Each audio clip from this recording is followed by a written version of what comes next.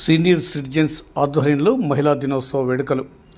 మహిళా సాధికారతకు స్ఫూర్తియే మహిళా దినోత్సవం వేడుకలని జగిత్యాల మున్సిపల్ చైర్పర్సన్ అడవాల జ్యోతి అన్నారు.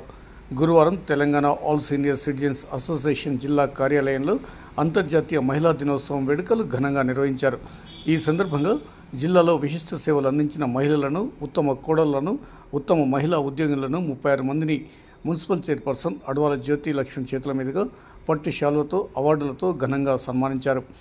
కార్యక్రమంలో రాష్ట్ర కార్యదర్శి సీనియర్ సిటిజన్స్ జిల్లా అధ్యక్షుడు హరి అశోక్ కుమార్ ఆధ్వర్యంలో జరిగిన ఈ కార్యక్రమంలో మున్సిపల్ చైర్పర్సన్ జ్యోతి మాట్లాడుతూ, అన్ని రంగాల్లో పురుషులకు ధీటుగా మహిళలు దూసుకుపోతున్నప్పటికీ ఎక్కడో ఒకచోట వివక్షతకు గురవుతున్నారని అన్నారు. ఇందుకు విరుగుడు లింగ సమానత్వమేనని అన్నారు. సీనియర్ సిటిజన్స్ రాష్ట్ర కార్యదర్శి జిల్లా అధ్యక్షుడు హరి అశోక్ కుమార్ ఈ సందర్భంగా మాట్లాడుతూ, ఎక్కడ మహిళలు పూజింపబడతారో అక్కడ దేవతలు కొలువై ఉంటారని అన్నారు.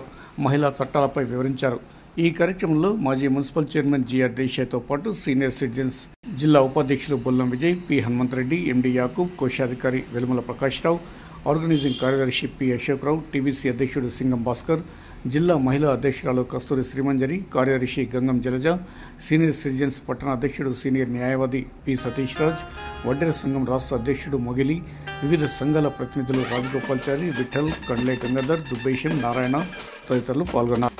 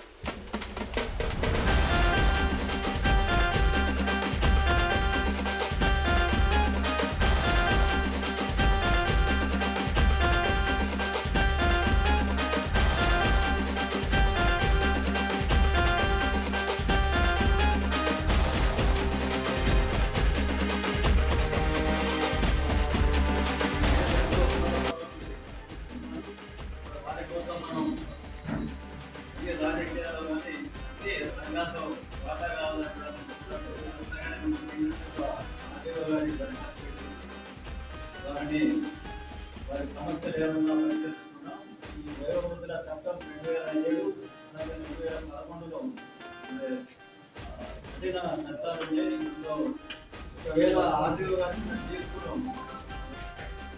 మహిళలు అంటే ఒక గొప్ప స్థాయి.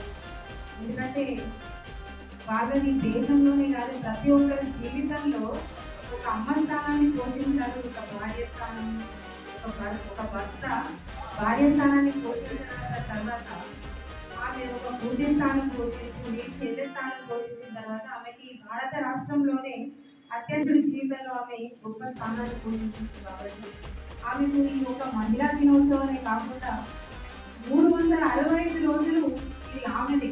ఒక మహిళా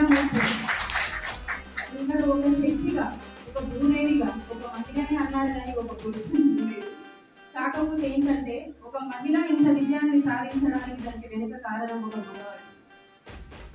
ఒక మగాడి విజయం వెనుక ఒక ఆడది ఉంటుంది అంటారు కదా. ఒక ఆడదాని విజయం వెనుక ఒక మగాడు వస్తాను.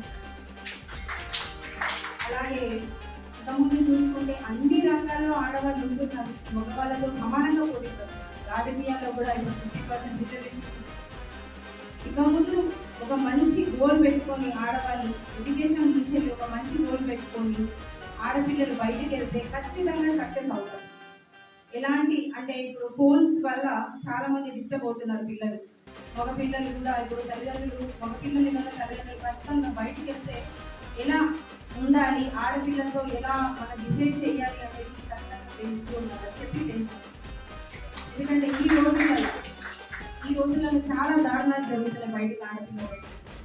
అవి జరగకుండా ఉండాలంటే చెప్పాల్సింది మగపిల్లల తల్లిదండ్రులు. వాళ్ళు ఎలా అంటే ఇప్పుడు ఒక తల్లికి ఒక చెల్లిని నువ్వు ఎలా చూస్తావు, బయటికి వెళ్తే కూడా ఒక ఆడపిల్లను నువ్వు అలాగే చూడాలి. చూస్తేనే కదా ఈ సమాజం బాగుపడుతుంది. ప్రతి ఒక్కరికి తెలియదు చెప్పేది ఏంటి అని అంటే ఈ రోజున అన్ని రంగాల్లో ఆడవాళ్ళు బయట ఉన్నారు. ఒకప్పుడు ఇంట్లో ఉండే వాళ్ళు ఇప్పుడు ఎక్కడ తగ్గేది లేదు, అందరూ బయట అందరికీ మరొకసారి నా హృదయపూర్వక ముందస్తు హ్యాపీ ఉమెన్స్ డే. అంతర్జాతీయ మహిళా దినోత్సవ శుభాకాంక్షలు. కొంచెం టైం లేదు, ఏమనుకోవద్దు.